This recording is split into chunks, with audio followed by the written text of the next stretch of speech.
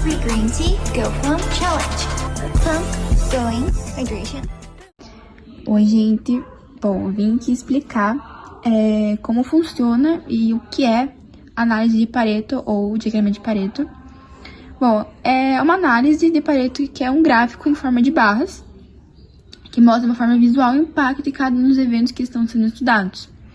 Ou seja, ao formar uma tabela ou um gráfico de barras, né, a gente consegue perceber aonde está vindo certos problemas, onde está ocorrendo. Então, eu vou explicar como que monta a tabela, passo a passo, e como que funciona o gráfico em forma de barras. Aqui temos uma tabela, onde indica as razões, como qualidade de tecido, cor, tamanho, mudança de endereço. E também tem outras colunas que é sobre o número de ocorrências, os casos acumulados, o percentual unitário e o percentual acumulado.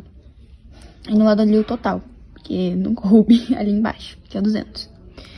Bom, o primeiro passo para você fazer uma tabela dessa, você precisa colocar os números em ordem decrescente, ou seja, do maior para o menor. Então, a qualidade de tecido era o maior número, então, ou seja, 120 estaria para cima, e assim irá diminuindo até o 2.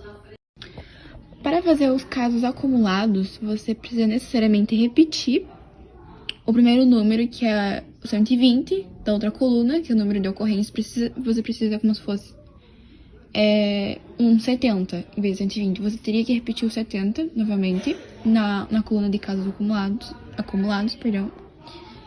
E daí você vai somando. Daí você somou 120 com 40, dá 160. Depois 160 com o 10, que dá 170. 170 com o 6, que dá 176.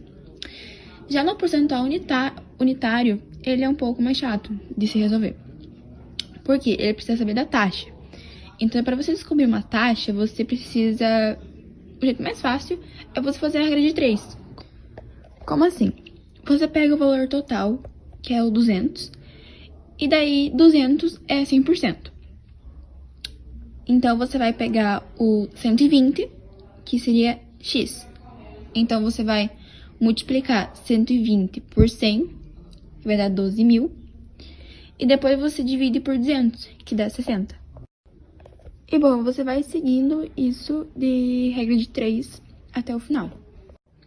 Já o percentual acumulado, ele é o mesmo raciocínio de casos acumulados. Você vai ter que repetir, o 60 novamente, igual na coluna de percentual unitário.